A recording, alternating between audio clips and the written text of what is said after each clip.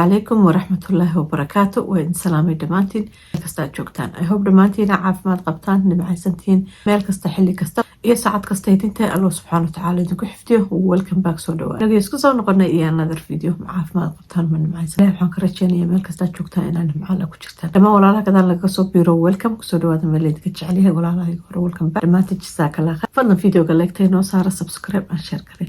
laagtiinu dhiirigelin bay noo tahay idinkuna aad iyo aad baad noogala baqaysaan sadaqadii weeyaan iska bixiya waa caawiya dhaqaalihii haddaad rabtid inay noloshaada iyo dhaqaalahaagu uu straight ku noqdo inaad saving yeelatid inaad baashaashid shaada bixisid waxaa jirta mahmaha tirada haddaan la-aan waxay kugu sababtaa in aad feelgarowdid oo aad qasaartid laakiin markaad balaan samaysid balaanku markaad wax balaan garaynaysid waxaad ka hortagaysaa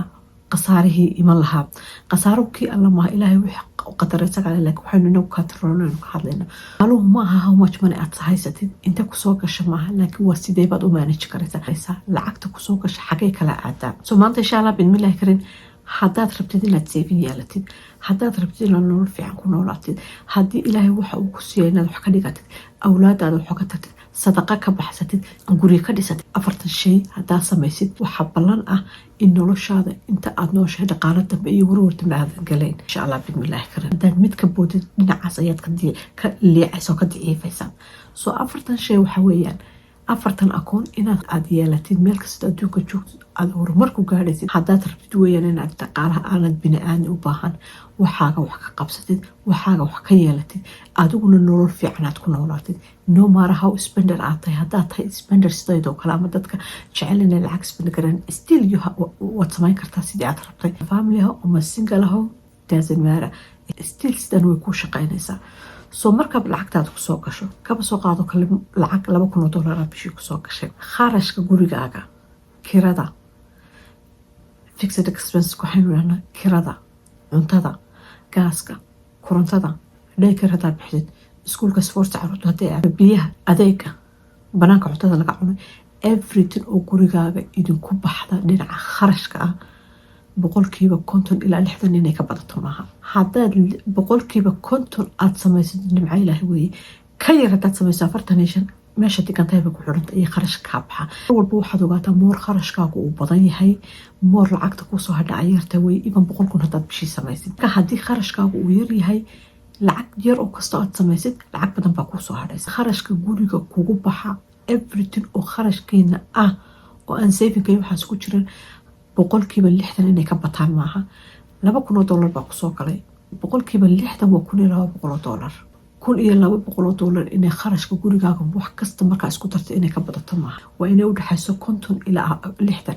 50 hadday ku dhaxayso $2,000 hadday kusoo gasho 1,000 ay noqoto kharashka gurigaaga dhan kiradii cuntadii wax kasta 1,000 kusoo hadho nimcatu rabbi haddii xaaladdu aanay sida ahayn laakiin 60 waa inuu aanu ka badan walaalayaal mar walba isku dar kharashka gurigaaga inaad yaraysid kharashkan meelaha ugu badan waa cuntada iyo guriga kiradiisa haddii guriga kiradiisa ku jaban yahay haddii mortgage-ka gurigaad bixisaa jaban yahay haddii biilashaada kala badan cuntada waad badan kartaa dhib ma laha laakiin kharashkaaga intii aad yarayn kartid yaray waxyaabaha aan lagama maarmaanka ahayn haddaad ka xatigi kartid marka kharashka kaba soo qaado kale 60 baynu waynu iska badinaynaa 60% ayaa wuxuu noqday kharashka gurigaaga ku baxa korontadii gaaskii everything cuntadii adeegii iskuulkii daycare-ka carruurta haddaad keenaysid biilashaad yaraysid wax kasta 60% soo $2,000 ba ay soo gashaan 2,000 ay soo gashay 1,200 waxay noqotay kharashkii gurigayga waxay soo hadhay 40% 40kaas waa $800 $800 markaa sidee baan u galayaa waxay ku xiran tahay 800 waxyaabaha aad rabtid mar walba waa inaad saving yeelatid soo kaba soo qaado kale anigu markaa waxaan samayn lahaa qof kasta isaga ku xiran dalaadu saving waa kala qaybin lahaa 20 waxaan ka dhigi lahaa savingka 20ka markaad saving ka dhigtay 20ka xataa waa inaad at least laba u qaybisid 10 waa inaad ka dhigtid maybe retirementigaaga dadkana qurbaha jooga wadankii haddaad joogtid sabti markaad weynaatid guri aad rabtid inaad dhisatid marka ugu horeysa 20ka number 1 emergency fund waa inaad yeelatid lacag haddii wax kugu dhacdaan $1 $2 $5 $10 intaad rabtid inta faamiligaaga ayay ku xiran tahay dadkii ugu horeeyay 20% ka xooga waxaad saartay ama 15 kamida ama 10 kamida waxaad xooga saartay inaad emergency dhigatid alxamdulillah sanad kadib emergency-gaaga waa kuu buuxsamay intii aad rabtay 5 ku noqotay 10 noqotay 20kii ku marka 20kii waa inaad kala qaybsid 20ka haddaad kala qaybsid 10% waxaad ka dhigi kartaa boqolkiiba 10 afartii boqolos 20kii wuxuu noqonayaa marka $400 emergency haysatay alxamdulillah afartii boqolood kala goynaysaa 10 iyo 10 caruur ma leedahay maxaa rabtaa short term goal ma leedahay ma dhoof baad rabtaa ma guri baad rabtaa ma iskuulka caruurtaad rabtaa ma gaaraad rabtaa at least 10 ilaa 5 waxaad ka dhigataa retirement-gaaga qof weyn baa tahay hooyaa tahay aabaa tahay tomorrow waad gaboobaysaa ha ku xisaabtamin ilmahaaga iyagoo wax ku siinaya laakiin wax meel iska sii dhigo saving dhigo business dhigo wax hadhowto marka aad weynaatid wax kuu shaqeeyo aad biilkaaga ka heshid insha allah bismillaahi kale taa ha ilaawina mar walba weynu ilaawina waxaaga iska sii dhigo geed yar gadataya beer yar ku gadatayaad haluu degtid gurigeeda haluu markaad gawoodid haddaad nooshahay ilaahay ku gaarsiiyo haddaad dhimatidna dadkaaga qaadanaysa sadaqay ku noqonaysa soo afartii boqol kala gooyi maybe $200 savingkaaga ka dhig 200 kale short term ka dhig caruurta iskuulkooda miyaa guri miyaa rabtaan gaari miyaad rabtaan anything oo adiga markaa ku muhiima 20ka kale ee soo haray mar walba waxaa muhiima inaad yeelatid lacagaad ku baashaashid lacagtaas waxay noqon kartaa 20ka $400 waxaad ka dhigan kartaa travel waxaad ka dhigan kartaa guriga decorationkiisa waxaad ka dhigan kartaa baashaal meelaha leega gadaadaan waxaad ka dhigan kartaa cunto banaanka lagaga socono waxaad ka dhigan anything mar walba waa inaynu yeelano lacag shopping bay noqon kartaa $400 si alaaleysa doontad ka yeel ku dhoof u dhigo travel u dhigo beachka u dhigo caruurta kaxay dhar kusoo adeegta cunto kusoo cuno marka haddii aad shaqaysid oo aadan naftaada iyo caruurtaada iyo gurigaaga lacag siin nolosha celin way kugu noqonaysaa maxaan u dhibanayaa baad leedahay maxaan u daalayaa baad leedahay anigii waa dhiday laakiin waa inaad haysatid decoration guriga markaad u baahatay ciid hadday noqoto furnitureka markaad rabtid inaad iska bedeshid ilmaha markaad rabtid inaad banaanka geysid travel markaad rabtid inaad aadid adeegna aad soo gadatid dhar markaad soo gadatid boorso qurux badan aad jecel inaad soo aadid maalin inaad baxdo timaha soo samaysid caruurta timaha soo samaysid wejiga soo dhaqdhaqatid makeup soo marsatid aroos soo diyaarsid you have to inaad haysatid lacag aad ku baashaashaan travel ku aadaan so income-kaaga mar walba at least 20 15 10 whatever aad adiga markaa diyaar u tahay wixii aad adigu markaa rabtay ka dhigo marka fiiri noloshaada waa balance kharashkii gurigaaga waad bixisay biilashaada waad bixisay bil walba lacagta kusoo gashay boqolkiiba 20 $400 baad saving ka dhigatay ama guriga carasharaad dhisan doontid markaad weynaatid guriga caruurta u dhisi doontid iskuulka caruurta emergency gaari aad gadan doontaan guri aad gadan doontaan lacagtaas way ku badanaysaa waxaa tahay qof stable ah waxaa tahay qof wixii aad u baahnayo dhan haysatid kharashkaagu marka uu yaryahay moor lacag baad haysataa laakiin lacagtii markay kuu soo hadho wixii kuu soo hadho dhan haddaad hal akoon ku gurtid oo tirada akoon kolka lacagta ku jirto saving bay noqonaysaa travel bay noqonaysaa no waa inaad kala qaybisid waa inaad mid walba magac u yeedhid waxaa laga yaabaa inaad hal akoon ku wada rigtid laakiin adiguna ha islaawo ugu age baa kugu imanaya ilmahaaga inaad ku xisaabtantid maaha inaad cid kale ku xisaabtantid maaha ugu waxaa iman doonta xilli aad u baahatid lacagta haddaad noolaatid inaad saving yeelatid inaad lacagaa ku baashaalsi haysatid inaad savingka xataa u kala qaybsid labo insha allah video kalaan kasoo sameynaya short term goolka gaaban iyo goolka dheer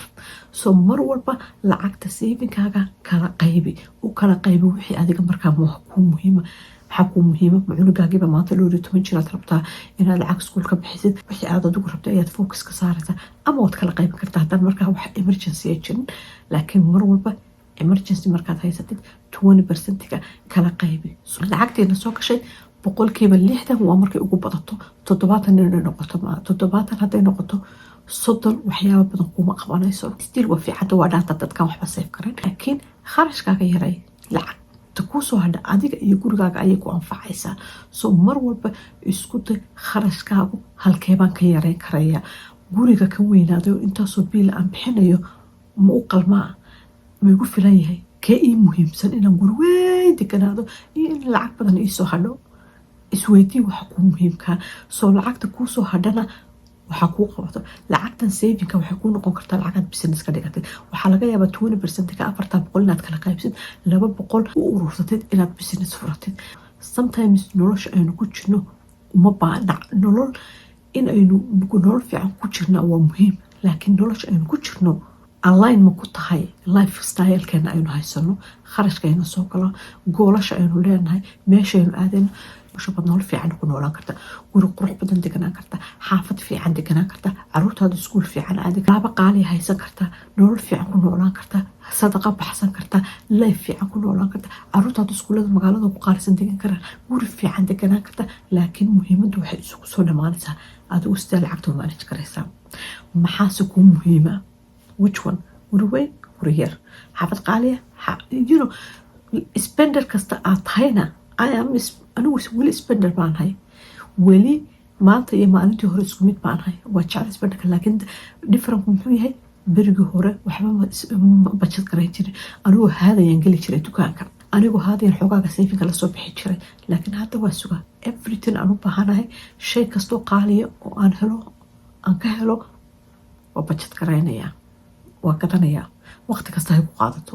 maybe inaanay sidii berigii hore haddaanan ku carin laakiin ay waqtiga ku qaadato laakiin waa gadan karayaa waa seef garaynaya waa bajad garaynaya bajadkaygaa ku daraya anigoo alxamdulilah iska laafiyoonayaan dukaankii tagaya laakiin berigii hore saa maan ahaan jirin laakiin still spenderkaygu waana still waan jeclaa inaan meelo qaaliya tago still waan jeclaa inaan wax qurux badan gato still waan jeclaa inaan banaanada wax ka cuno inaan shayadii dharkan rabe gato so waad samayn kartaa haddaa anigu sameeyey waxaa ogaata qof kasta wuu samayn karaa haddaa aniga istarbiyadeeyey anybody u istarbiyadeyn karaa laakiin waa inaad lacagtaada management u yeeshid waa inaad lacagtaada ogaatid waxaan waa waraaqo u tale adigayay ku taliniyadu u tal waxaad u sheeg meesha aadayso so insha allah bidmillaahi kariim wixii fikrad aad ka qabtaan wixii idea kale aad rabtaan insha allah bidmillaahi kariim ku noolow nolosha aad jeceshahay aan samayso nolosha adiga aad rabtid insha allah bidmillah kana allana uu kula garab galeeya fadlan video kale egta noo saara subscribe and share kale intaan video kale ku kulmayno khayr ayaa idin rajaynaya assalaamu calaykum waraxmatullaahi wabarakaatuh